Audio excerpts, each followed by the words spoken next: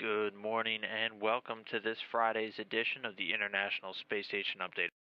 The crew is bringing an end to their first full week as the Expedition 31 mission, following the departure of their Expedition 30 crewmates late last week. Starting off on Monday this week, Commander Kononenko spent much of his day unloading items from the Progress 47 resupply craft, which has been docked to the Piers compartment since April 22nd. Along with unloading all of that cargo. He was also updating the station's inventory management system, which is a fairly complex program on board the station to track and monitor where each and every single piece of cargo was located.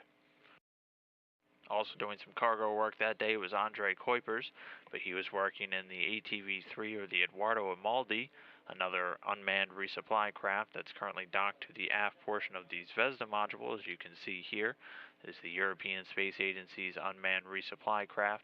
So he was unloading some more cargo from it, and along with that, he was working on a biological experiment called the Integrated Cardiovascular, setting up the monitoring system on his own person, which looks to study any heart atrophy or the weakening of the heart muscle during these astronauts' long-duration exposure to microgravity.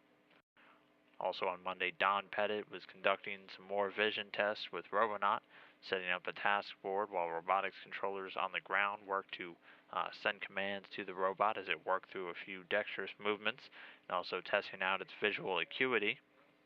He was also working that day with the Biolab, changing out a life support module. Biolab, located in the Columbus laboratory, seen here, is used to perform different space biology experiments on things like microorganisms, cells and tissue cultures, and also small plants and small invertebrates, all to help scientists gain a better understanding of the effects of microgravity and space radiation on biological organisms. Also on Monday, not up in space but down here on the ground, commercial company SpaceX conducted a successful hot fire of their Falcon 9 rocket.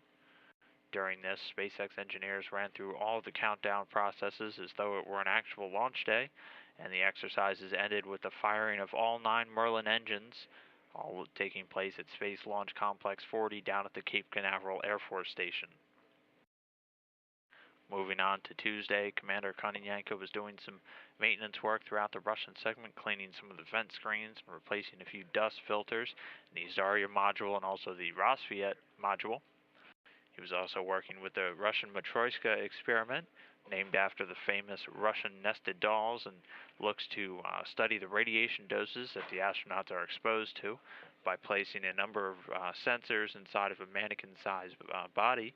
And then he was collecting the data from those sensors and then transferring it to computers and down to scientists here on the ground.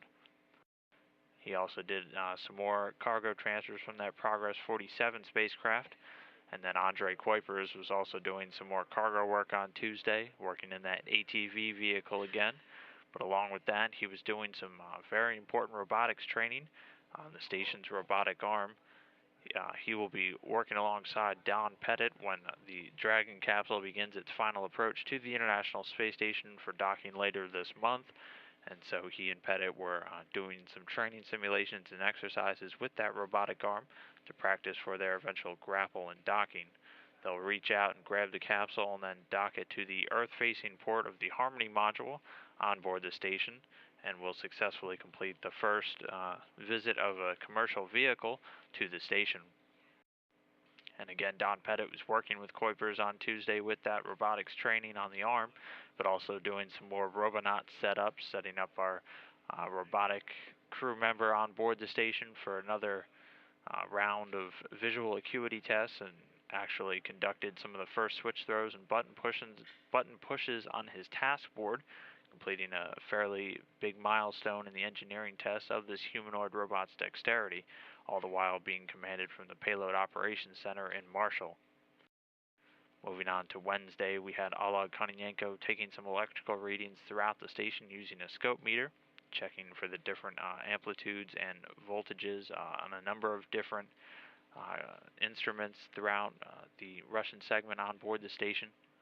It was also doing some maintenance on the Russian toilet system, replacing the urine receptacle and also the filter insert just to make sure it was still performing in tip-top shape. as that is one of the more vital pieces of hardware for these astronauts on board the station.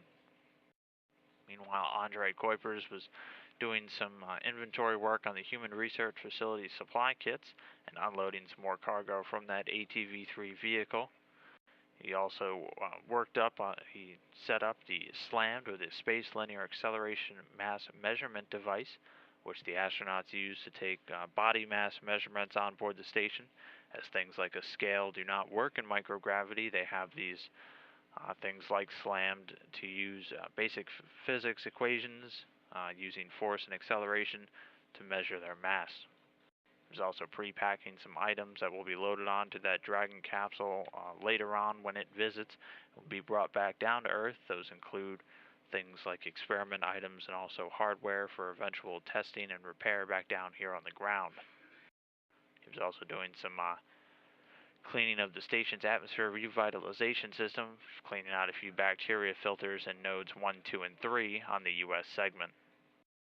Meanwhile, on Wednesday, Don Pettit spent pretty much his entire day on some heavy experiment work, starting off with a binary colloidal alloy test, which is a fairly complex study that uses microscopic particles known as colloids as models for studying the fundamental physics of the liquid crystal phase.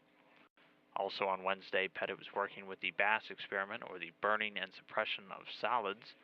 This is an investigation that examines the burning and extinction characteristics of a wide variety of fuel samples in microgravity, and will help to guide strategies for extinguishing accidental fires in that microgravity environment, and also contribute to combustion computational models used for designing fire detection and suppression systems, both up in space and down here on the ground.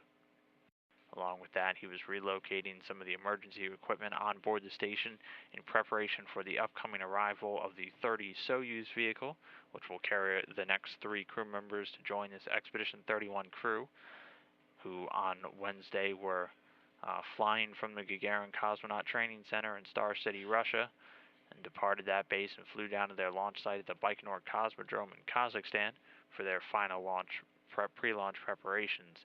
Those 3 seen here are Joseph Akaba, a NASA astronaut, and 2 Russian cosmonauts, Gennady Padalka and Sergei Revin, who are scheduled to launch up to the station coming up on May 14th. Moving on to Thursday, Kononenko was doing some upgrades to software of 3 of the Russian laptops and continuing some of the work he was doing on the Russian toilet maintenance. He also transferred a few more items off of that Progress 47 resupply vehicle before doing some maintenance work on the Russian Electron system, which works to generate oxygen for the astronauts' breathing air on board the station. Meanwhile, on Thursday, Andre Kuipers set up the Ultrasound 2 device, which was used in a couple of biomedical experiments on board the station on Thursday, doing some ultrasounds on his own body for the integrated cardiovascular, which is looking to study, again, heart atrophy, or the weakening of the heart muscle inside of astronauts over these long-duration space flights, and also taking some images of his veins and arms and his legs for the vessel imaging experiment, which looks to evaluate the changes in thickness and compliance of long-duration ISS crew members, both during and after their long-term exposure to microgravity. He was also working on the carbon dioxide removal assembly, alongside with Don Pettit, who's doing some of that work. They were replacing and fixing up some of the air selector valves. And that carbon dioxide removal assembly, again, Kuipers was doing some work, but also Don Pettit was as well.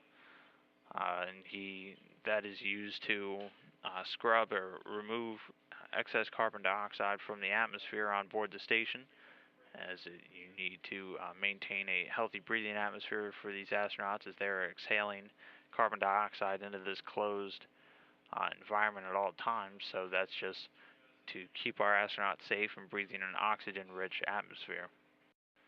Also on Thursday, Pettit did his own integrated cardiovascular scan with that ultrasound, and also took a health survey for the integrated immune, which looks to track any immune deficiencies that arise in these astronauts during their long-duration space flights, and also is setting up some hardware for testing today, which will be used for the VO2 Max experiment. Meanwhile, on Thursday, down here on the ground, those upcoming Expedition 31 crew members climbed into their Sokol launch and entry suits, which they will wear during all of the launch activities inside their Soyuz TMA-04M spacecraft. And this was the first of two fit check dress rehearsals to familiarize themselves with the vehicle, again, that they will launch upcoming here on May 14th. And that launch is scheduled to take place at 10:01 p.m. Central Time, 11:01 p.m. Eastern Time, just under 2 weeks from now. And again, we will have coverage here on NASA TV of all of those events. And that brings us up to today, Friday, where Oleg Kononenko is doing some cable audit and photography work in the Mini Research Module 2, or the POISC module, and also taking some measurements of any interference inside of the POTOC air purification system inside of the Zvezda service module. Meanwhile, Andrei Kuipers is downloading a lot of that data that's been taken from the integrated cardiovascular experiment, and also setting up the Cubic 3 module. Cubic 3 is a small controlled temperature incubator or cooler that's used to study biological samples in this microgravity environment. Meanwhile, Don Pettit is working with that VO2 max experiment that he was setting up hardware for yesterday. VO2 max looks to study the maximum oxygen uptake and aerobic capacity of these astronauts, and measurements are taken both before, during, and after their space flights. He'll also be doing some checkout work on the Dragon command and control panel, some of the more upcoming prep work for that flight of the SpaceX Dragon capsule to the International Space Station. You can see some photos of that there, also known as the Cuckoo. So he'll be doing those checkouts. And a little bit later in this hour, he'll be doing an interactive interview event with Fox News Radio and CBS News Radio, along with Andrei Kuipers. So again, that'll take place later this hour, beginning at 10:55 a.m. Central Time, 11:55 a.m. Eastern. And then a few other items that the crew aren't directly involved in. Padalka, Akavan, and Revan, who are down in the Baikonur Cosmodrome in Kazakhstan right now, participating in the traditional ceremony outside of their Cosmonaut Hotel crew quarters, and then are reviewing some rendezvous and docking procedures on their laptop simulators as they prepare to begin for their flight to the International Space Station.